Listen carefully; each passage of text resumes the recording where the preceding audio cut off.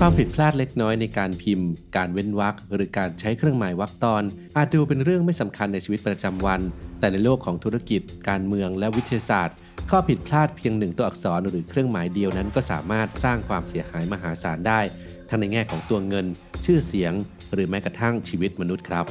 คลิปนี้จะพาทุกคนไปสำรวจ10เหตุการณ์สำคัญในประวัติศาสตร์ที่ความผิดพลาดเล็กน้อยในการสื่อสารนั้นได้ก่อให้เกิดผลกระทบใหญ่หลวงตั้งแต่การสูญเสียเงินหลายร้อยล้านดอลลาร์ไปจนถึงการเปลี่ยนแปลงประวัติศาสตร์โลกเรียงลำดับจากความเสียหายน้อยไปมากติดตามได้ใน10อันดับความผิดเล็กๆที่สูญเสียครั้งใหญ่ครับ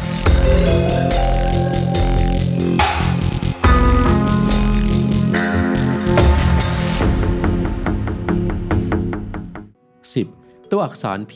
ราคากว่าครึ่งล้านดอลลาร์ในปี 2007 มีผู้นำเบียร์ขวดหนึ่งชื่อว่า Arctic Elf ปี 1852 ซึ่งณตอนนั้นจะเป็นเบียร์ที่มีอายุถึง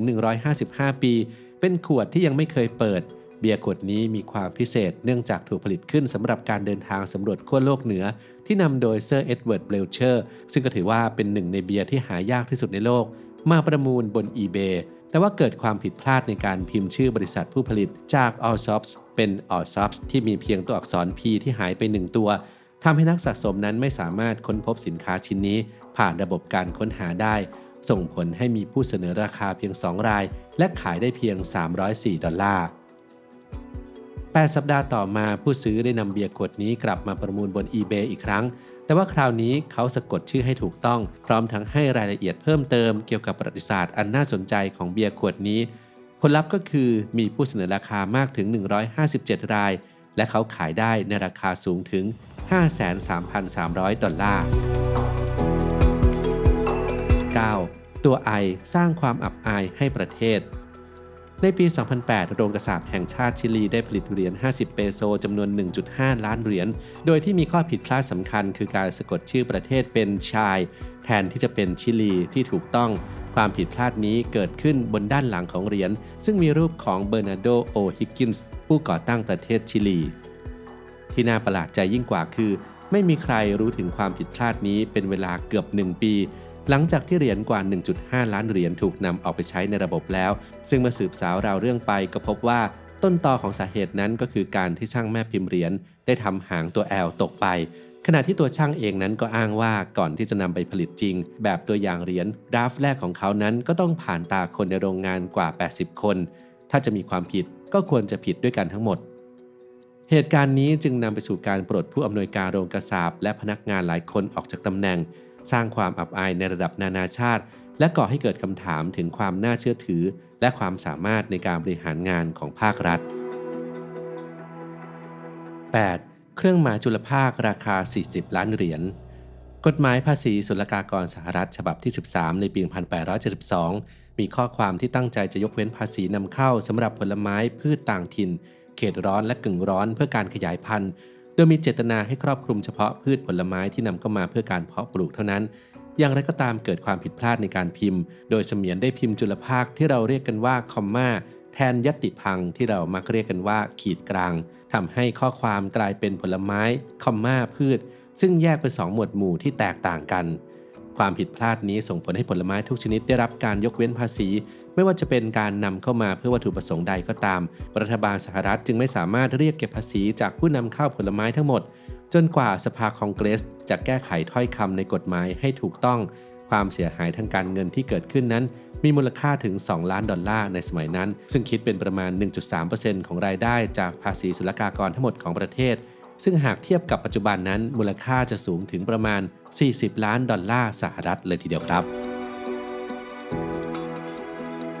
7. เมื่อการเมืองและวัฒนธรรมปะทะกับอักษร K ในปี 2006 ธนาคารแห่งคาซัคสถานได้ออกธนบัตรใหม่ซึ่งมีการสะกดคำว่าแบงค์ผิดโดยใช้ตัวอักษร K ในรูปแบบที่แตกต่างจากตัวอักษรซิริลิกที่ใช้กันทั่วไปในภาษารัสเซียโดยตัว K ในแบบคาซัคจะมีขีดด้านล่างลงมาเล็กน้อยซึ่งเป็นอักษรเฉพาะที่ออกเสียงต่างจาก K ปกติโดยจะเป็นเสียงก้องที่จะเกิดขึ้นกับส่วนหลังของลิ้นกับเพดานอ่อนเมื่อมีข่าวการสะกดผิดนี้สมาชิกสภาผู้แทนราษฎรได้ส่งจดหมายถึงประธานาธิบดีนูซูตันนาซาบาเยฟเพื่อเรียกร้องให้ธนาคารแห่งชาติไม่ปล่อยธนบัตรที่มีความผิดพลาดนี้ออกมาเนื่องจากมันถือเป็นการดูหมิ่นต่อภาษาคาซัค และวัฒนธรรมของประเทศเพราะอักษรซิริลิกและการออกเสียงคำว่าแบงค์ที่ถูกต้องมาจากการสะกดแบบรัสเซียซึ่งแม้คาซัคสถานจะได้รับเอกราชจากสหภาพโซเวียตในปี 1991 แล้วแต่ภาษาที่ใช้กันโดยทั่วไปในประเทศยังเป็นภาษารัสเซียการสะกดผิดนี้จึงไม่ใช่แค่เรื่องของการพิมพ์ผิดแต่ยังมีความหมายทางการเมืองและวัฒนธรรมที่ลึกซึ้งในที่สุดธนาคารแห่งชาติได้ตัดสินใจเรียกคืนธนบัตรทั้งหมดที่มีการสะกดผิดและทำการพิมพ์ใหม่ 6. เมื่อราคาตั๋วผิดพลาดสายการบินต้องยอมขาดทุนในปี 2006 สายการบินอลิทาเลียของอิตาลีพลาดอย่างแรงเมื่อเกิดความผิดพลาดในการแสดงราคาตั๋วเครื่องบินชั้นธุรกิจเส้นทางจากโตรอนโตไปยังไซปรัสโดยราคาที่ถูกต้องนั้นควรเป็น $3,900 แต่กลับถูกแสดงผลผิดพลาดเป็นเพียง$39เหตุการณ์นี้ส่งผลให้มีผู้โดยสารกว่า 2,000 คนรีบจองตั๋วในราคาพิเศษนี้ภายในเวลาไม่กี่ชั่วโมงก่อนที่ทางสายการบินนั้นจะสามารถแก้ไขราคาได้แม้ว่าในตอนแรกทางสายการบินจะพยายามยกเลิกการจองตั๋วเหล่านี้แต่เมื่อเกิดกระแสวิพากษ์วิจารณ์อย่างหนักจากสาธารณชนทางสายการบินจึงตัดสินใจยอมรับราคาดังกล่าวเพื่อรักษาภาพลักษณ์และความน่าเชื่อถือขององค์กรการตัดสินใจยอมรับราคาผิดพลาดนี้ส่งผลให้สายบินอลิทาเลียต้องขาดทุนอย่างหนักโดยมีการประมาณการว่าความเสียหายทางการเงินอยู่ที่ประมาณ $7.2 ล้าน5.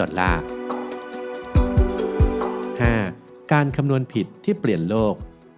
คริสโตเฟอร์โคลัมบัสทำการคำนวณระยะทางระหว่างยุโรปและเอเชียผิดพลาดไปอย่างมากเนื่องจากเขาเลือกใช้การคำนวณของอันฟราการนุสนักดาราศาสตร์แทนที่จะใช้การคำนวณที่แม่นยำกว่าของเอราทอสเทนิสนักภูมิศาสตร์ชาวกรีกอีกทั้งโคลัมบัสยังเข้าใจผิดว่าระยะทางที่อัลฟราการนุสระบุนั้นใช้หน่วยไมล์แบบอิตาลีหรือประมาณ 1,480 เมตรทั้งที่ความจริงแล้วเป็นไมล์แบบอาหรับหรือประมาณ 1,830 เมตรซึ่งต่างกันอยู่ประมาณ 400 เมตรต่อไมล์และจากความเข้าใจผิดนี้ทำให้โคลัมบัสประเมินขนาดโลกเล็กกว่าความเป็นจริงถึงประมาณ 25% โคลัมบัสคำนวณระยะทางจากหมู่เกาะคานารีไปยังญี่ปุ่นว่ามีเพียง 2,400 ไมล์ทะเลซึ่งความจริงระยะทางก็คือ 1400 ไมล์ทะเลต่างกันถึง 4 เท่า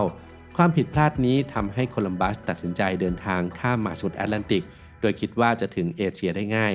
แต่ว่ากลับนำไปสู่การค้นพบทวีปอเมริกาโดยที่ไม่ตั้งใจซึ่งก็นำไปสู่การสำรวจการล่าอาณานิคมและการแลกเปลี่ยนทางวัฒนธรรมระหว่างโลกเก่าและโลกใหม่และถือเป็นหนึ่งจุดที่เปลี่ยนแปลงประวัติศาสตร์โลก 4. ตัว S ที่ทำให้บริษัทล้มละลายเหตุการณ์นี้เกิดขึ้นเมื่อหน่วยงาน Company House ซึ่งเป็นหน่วยงานรัฐบาลที่ทำหน้าที่จดทะเบียนบริษัทในสหราชอาณาจักรได้บันทึกข้อมูลผิดพลาดโดยเพิ่มตัว S เข้าไปในชื่อบริษัท Teller & Son ทำให้กลายเป็น Teller & Sons เพียงมีตัว S เพิ่มเข้าไปหลังคำว่า Son ทำให้เกิดความเข้าใจผิดว่า Teller & Sons กำลังล้มละลายทั้งที่จริงๆแล้วเป็นบริษัท Teller & Son ที่ไม่มี S ที่กำลังล้มละลาย Teller & Sons ที่ถูกเข้าใจผิดก็ดันเป็นบริษัทวิศวกรรมในเวลส์ที่มีประวัติยาวนานถึง124 ปีและมีพนักงานถึงราว250 คนซึ่งแม้ Company House จะพยายามแก้ไขข้อมูลภายใน3วันแต่ข้อมูลผิดพลาดนี้ได้ถูกส่งต่อไปยังบริษัทข้อมูลเครดิตและเผยแพร่ออกไปแล้วภายในเวลา3สัปดาห์บริษัท Teller & Sons สูญเสียลูกค้าส่วนใหญ่เจ้าหนี้ถอนการสนับสนุนทางการเงินและซัพพลายเออร์กว่า 3,000 รายยกเลิกสัญญาและหลังจากนั้น2เดือนบริษัท Teller & Sons ก็ได้เข้าสู่ภาวะล้มละลายจริงๆศาลสูงอังกฤษตัดสินว่า Companies House ต้องรับผิดชอบต่อการล่มสลายของบริษัทโดยมูลค่าความเสียหายที่ Company House อาจจะต้องชดเชยมีการประเมินไว้ที่ประมาณ9ล้านปอนด์ 3. พิมพ์ X เป็น R ทำลายธุรกิจในปี 1988 บริษัท Banner Travel Service ในโซโนมาแคลิฟอร์เนียได้ลงโฆษณาในสมุดหน้าเหลือง Pacific Bell Yellow Pages เพื่อโปรโมทบริการจัดการท่องเที่ยวไปยังสถานที่ Exotic ที่แปลว่าสถานที่แปลกใหม่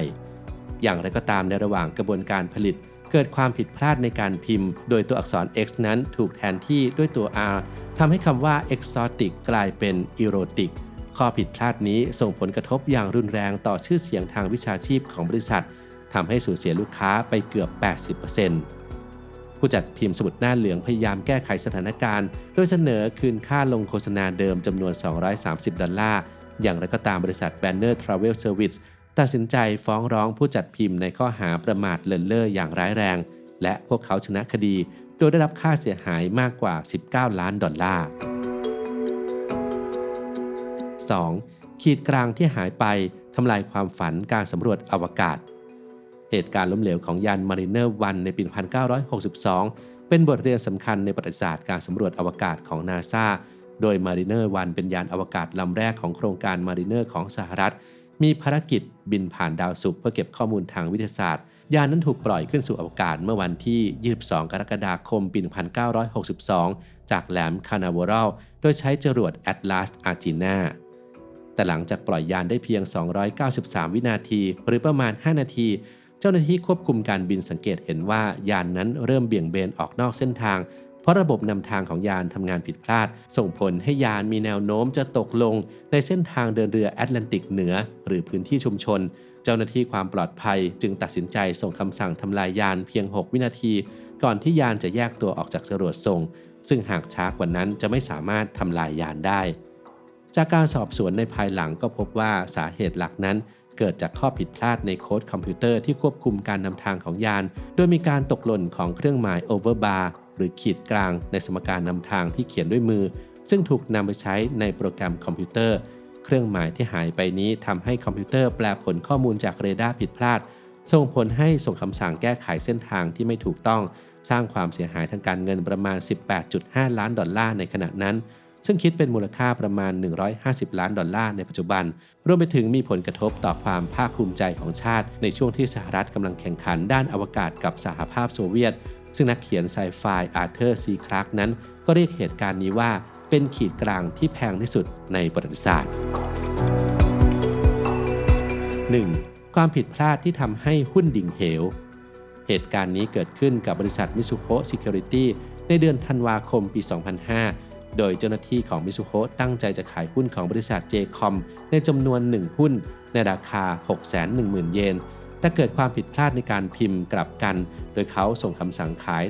110,000 หุ้นในราคาหุ้นละ 1 เยนแทนซึ่งในขณะนั้น JCOM นั้นมีจำนวนหุ้นยังไม่ถึง 150,000 Mizuho พยายามยกเลิกคำสั่งถึง 3 ครั้งแต่ก็ไม่สำเร็จเพราะตลาดหลักทรัพย์โตเกียวนั้นไม่อนุญาตให้ยกเลิกรายการที่ดำเนินการแล้วแม้จะเกิดจากความผิดพลาดทำให้ Mizuho สูญเสียเงินอย่างน้อย